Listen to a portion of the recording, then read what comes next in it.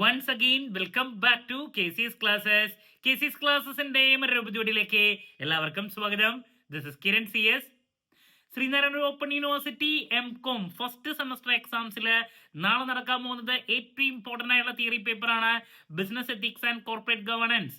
നമ്മൾ ഈ ഒരു പേപ്പറിന്റെ ഇമ്പോർട്ടന്റ് ക്വസ്റ്റ്യൻസിന്റെ വീഡിയോ ഉറപ്പായും പ്രതീക്ഷിക്കുന്ന ഓരോ പാർട്ടിലുള്ള ചോദ്യങ്ങളുടെ ഡിസ്കഷൻ, എക്സാം ലൈവ് ഇതൊക്കെ അപ്ലോഡ് ചെയ്ത് കഴിഞ്ഞിട്ടുള്ളതാണ്. കാണാത്തവരുണ്ടെങ്കിൽ കാണാം. സ്മാർട്ട് സ്റ്റഡിക്ക് വളരെ ഹെൽപ്ഫുൾ ആയിരിക്കും.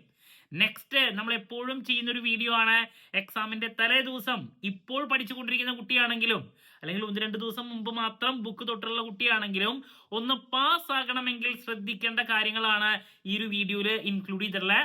വീഡിയോയിലോട്ട് പോണേക്കാൾ മുമ്പ് പറയാനുള്ളത്, നമ്മുടെ സ്ഥാപനം ശ്രീനാരായണ ഓപ്പൺ യൂണിവേഴ്സിറ്റി MCOM എല്ലാ സെമസ്റ്ററിലെയും ക്ലാസ്സസ് പ്രൊവൈഡ് ചെയ്യുന്നുണ്ട്.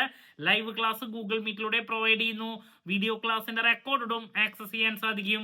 അതുകൊണ്ട് തന്നെ എപ്പോൾ വേണമെങ്കിലും പഠിച്ച് ഡൗട്ടുള്ളത് ചോദിക്കാനുള്ള അവസരം ഉണ്ടെന്നുള്ളതാണ്.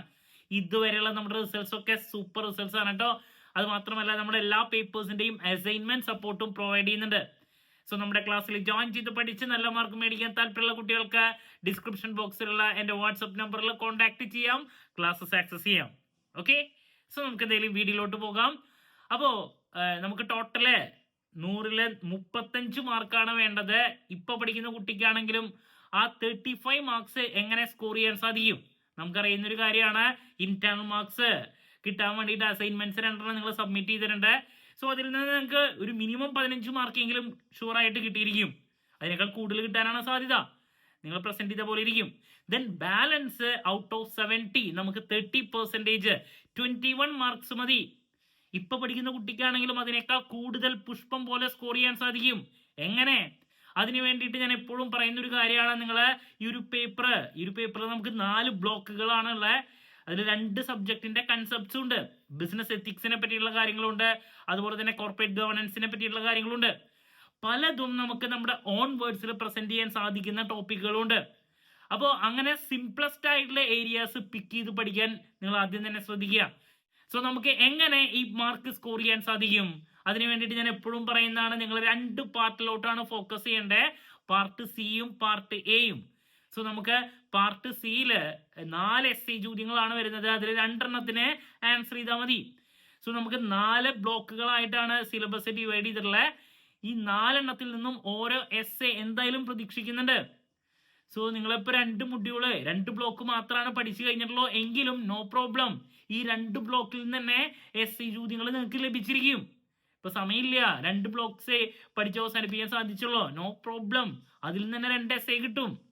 ദെൻ ഞാൻ ഏറ്റവും കൂടുതൽ എക്സ്പെക്ട് ചെയ്യുന്ന SI ചോദ്യങ്ങളുടെ ഒരു വീഡിയോ ഓൾറെഡി അപ്ലോഡ് ചെയ്തിട്ടുണ്ട്. ഇപ്പൊ പഠിച്ചുകൊണ്ടിരിക്കുന്ന കുട്ടിക്കാണെങ്കിലും അതിൽ ഈസിയസ്റ്റ് ആയിട്ടുള്ള കുറച്ച് ടോപ്പിക്സ് നോക്കിയാൽ മനസ്സിലാക്കാൻ സാധിക്കും. അത് നിങ്ങൾക്ക് മുഴുവനായിട്ട് പഠിക്കാൻ പറ്റിയില്ലെങ്കിലും അതിന്റെ കൺസെപ്റ്റ് എന്താണെന്ന് നോക്കി, അതിന്റെ ബേസിക് പോയിന്റ്സ് നോക്കി ആ പോയിന്റ്സ് റിമെമ്പർ ചെയ്ത് ഓൺ വേർഡ്സിൽ പ്രസന്റ് ചെയ്താൽ തന്നെ ഒരു SI 15 മാർക്കാണ്. പകുതി മാർക്കെങ്കിലും കിട്ടും.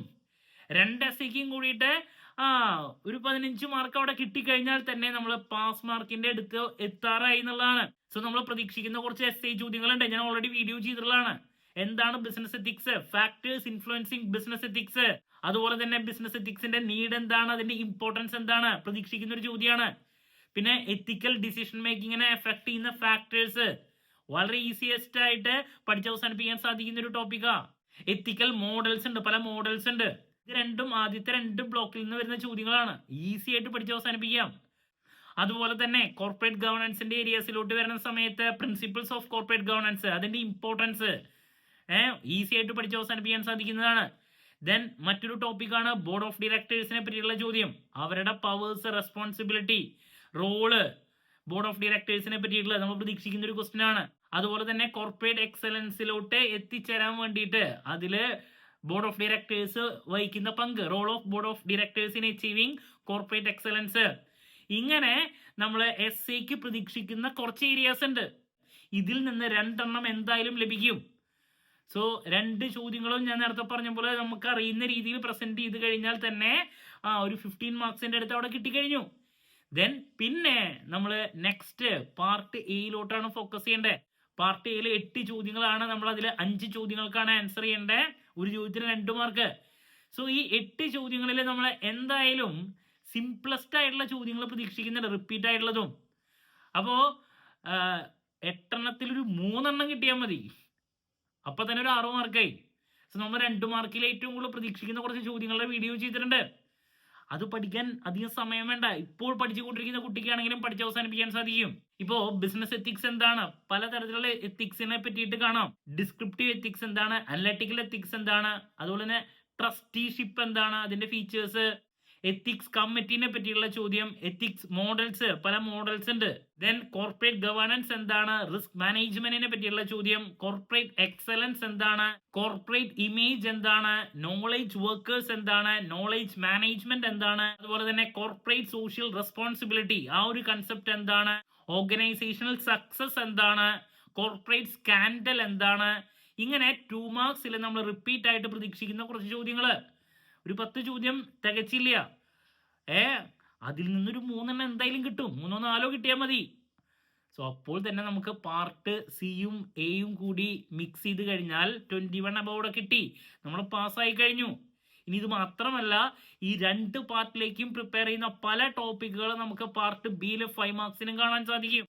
ഇപ്പൊ നമ്മൾ നേരത്തെ പറഞ്ഞ importance of business ethics, factors affecting ethical decision making, അതുപോലെ തന്നെ കോർപ്പറേറ്റ് ഗവേണൻസിനെ പറ്റിയുള്ള ചോദ്യം, നോളേജ് മാനേജ്മെന്റ് എന്താണ്, ട്രസ്റ്റിഷിപ്പിനെ പറ്റിയുള്ള ചോദ്യം, കോർപ്പറേറ്റ് ഗവേണൻസിനെ പറ്റിയുള്ള അതിന്റെ പ്രിൻസിപ്പിൾസ്, ഇമ്പോർട്ടൻസ്, കോർപ്പറേറ്റ് സോഷ്യൽ റെസ്പോൺസിബിലിറ്റിനെ പറ്റിയുള്ള ചോദ്യം, കോർപ്പറേറ്റ് ഇമേജ് അതിന്റെ ബേസിക്സ്, ബോർഡ് ഓഫ് ഡയറക്ടേഴ്സിനെ പറ്റി പറഞ്ഞില്ല, അവരുടെ പവേഴ്സ്, റെസ്പോൺസിബിലിറ്റി, ഈ പറയുന്ന പല കാര്യങ്ങൾ നമുക്ക് ഇവിടെ പ്രതീക്ഷിക്കാം. അതുപോലെ തന്നെ കോർപ്പറേറ്റ് സോഷ്യൽ റിപ്പോർട്ടിംഗ് 5 മാർക്കിന് നമ്മൾ എക്സ്പെക്ട് ചെയ്യുന്ന വളരെ ഇമ്പോർട്ടന്റ് ആയിട്ടുള്ള ഒരു ഏരിയ ആണ്. കോഡ് ഓഫ് എത്തിക്സ് എന്താണ്, അതിന്റെ ഇമ്പോർട്ടൻസിനെ പറ്റിയുള്ള ചോദ്യം. എന്ന് പറഞ്ഞാൽ പാർട്ട് സിക്കും പാർട്ട് എക്കും വേണ്ടി പറഞ്ഞ പല കണ്ടന്റ്സും നമുക്ക് പാർട്ട് ബിയിലും പ്രതീക്ഷിക്കാം. അപ്പൊ നമുക്ക് അറിയുന്ന പോലെ ആ ചോദ്യങ്ങളും പ്രസന്റ് ചെയ്ത് ഫുൾ ടൈം എക്സാമുകൾ സ്പെൻഡ് ചെയ്ത് എല്ലാ ചോദ്യങ്ങൾക്കും ആൻസർ ചെയ്യാൻ നിങ്ങൾക്ക് സാധിക്കുമെങ്കിൽ ഇപ്പോൾ പഠിച്ചുകൊണ്ടിരിക്കുന്ന കുട്ടിക്കാണെങ്കിലും ഈസി ആയിട്ട് പാസ്സാകാൻ സാധിക്കുന്നതാണ്.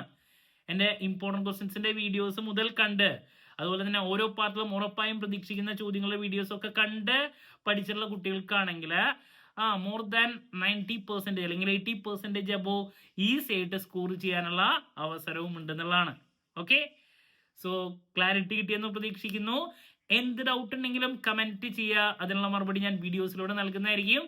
സോ നാളെ എക്സാമിന് ശേഷം എക്സാം റിവ്യൂ ആയിട്ട് വീണ്ടും കാണാമെന്നുള്ള പ്രതീക്ഷയോടെ നിർത്തുന്നു. This is Kiran CS signing off. Have a nice day.